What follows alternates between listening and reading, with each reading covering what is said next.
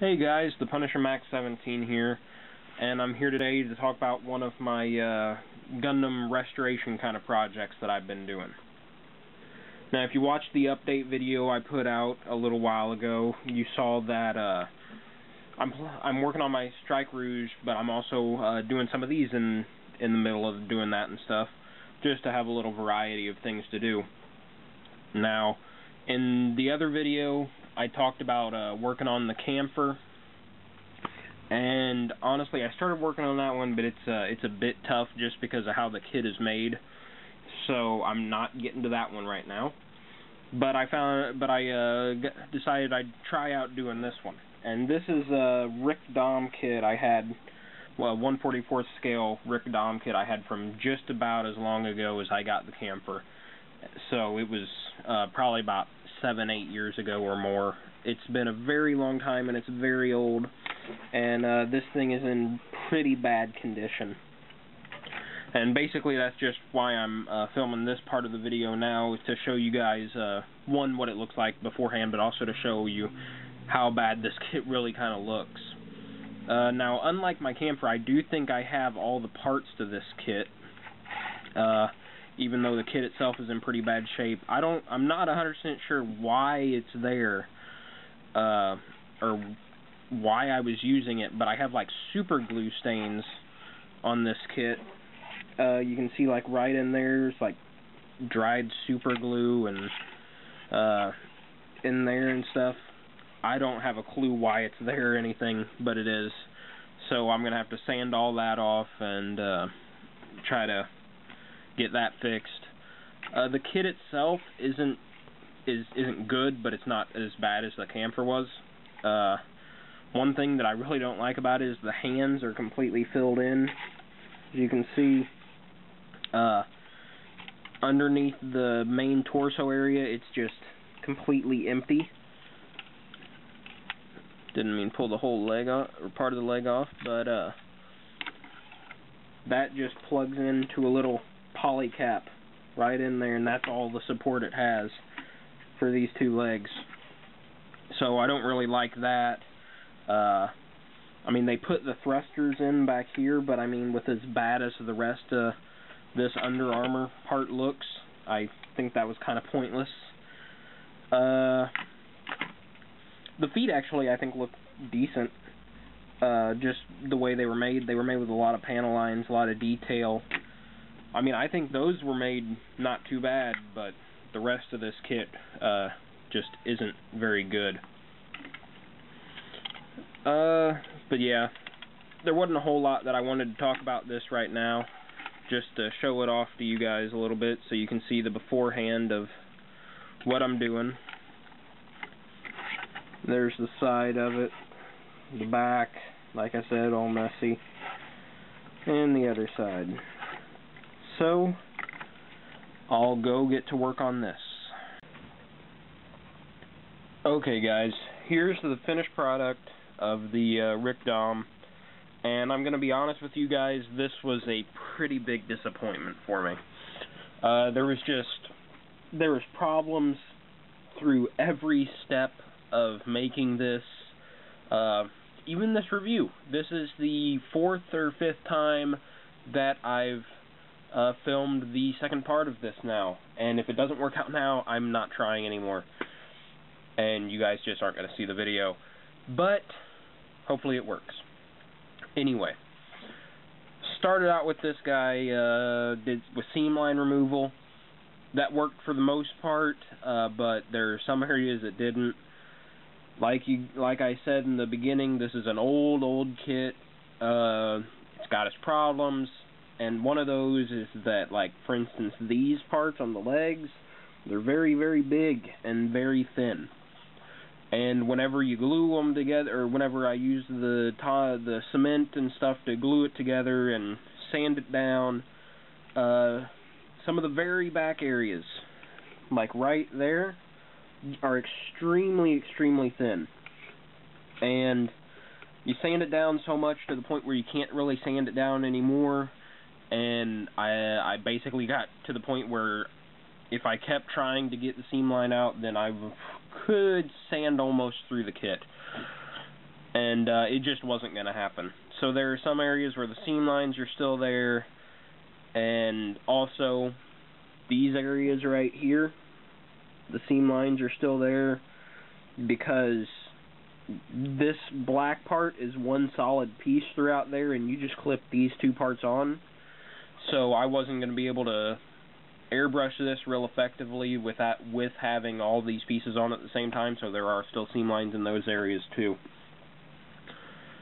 But anyway, so that was a little bit of a problem with the seam line removal. Then I got to airbrushing it, and I started out with doing these purple parts here, and I tried to do pre-shading on them, but it really didn't work out too well, mainly for the fact that this purple is a darker color than I thought it was going to be. So the one I put down initially, you couldn't even really tell that it was there at all. And then that was going to happen again with the black, and more than likely with the gray. So I kind of decided just to not do shading with it and just make it a straight color scheme, just regular and stuff, which doesn't look that bad, I don't think. I mean, I think that the regular color scheme looks okay on it. I'm not complaining about that. What was a problem is I was trying a new way to top coat my kits. I had seen in Vegeta 8259's video of his XS Gundam that he uses Krylon flat top coat, and I really like how his kits usually look with the top coating on them and stuff, so I figured I would give it a try. So I finished airbrushing this guy, and I went to top coat him, and that stuff stripped the paint off of almost half this whole kit. So I had to start it over again, and that was the point where I was just like, I'm done with this, and I didn't work on it for 3 days probably, and I didn't really have any plans of working on it anymore. But yesterday I finally decided that, you know what, I'm just gonna get to working on it and get it done with. Because this probably could have been done about 4 days ago, but I took about a 3-day break where I was just tired of it, and got up yesterday, thought, I'm going to get this finished, I'm going to get moved on to something else, just get it out of my way, because I'm kind of tired of working on it.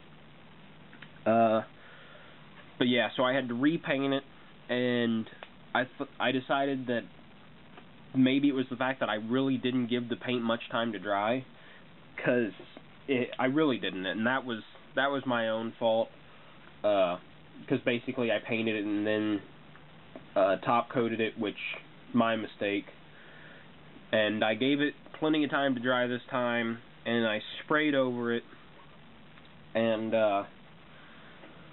then I accidentally, after top coating it and letting it dry, it stayed to the paint fine, and I was hoping that it was a pretty strong, top coat and stuff, because I always worry about that, especially like after I airbrush my kits and put them together and stuff. The parts will touch, they'll get a little scraped up, the paint will come off, and it'll start looking bad, and I hate that. So I was hoping this would be a pretty good top coating. But in the process of getting all these pieces from my garage where I paint back into the house, I dropped them, and the top coating apparently didn't work much at all, because a lot of pieces got scratched up.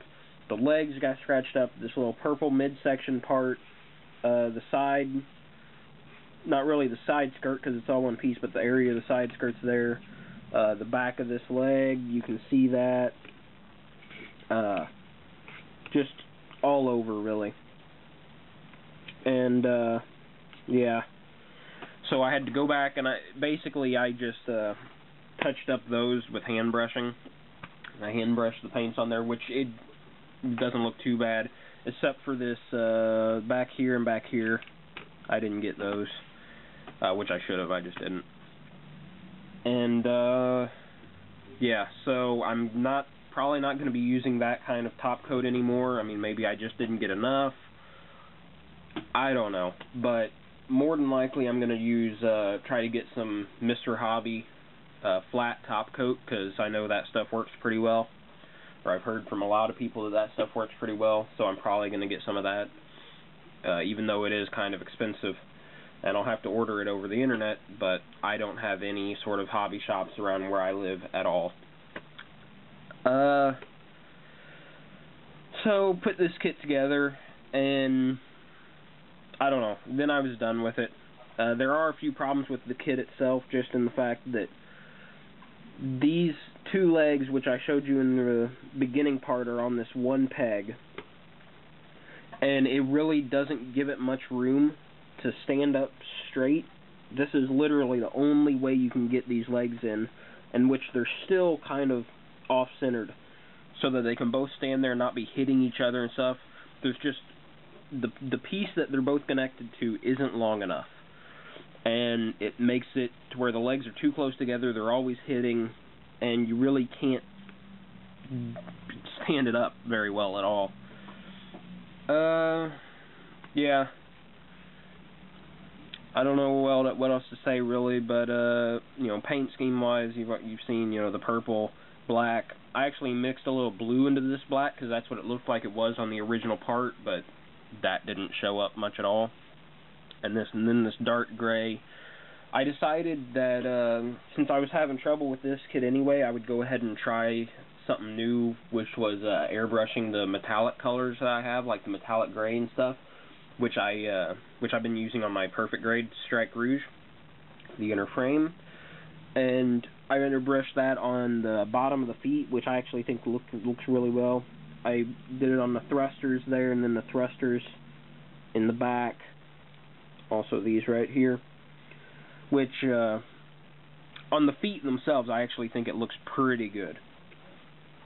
So that was a plus, I guess, but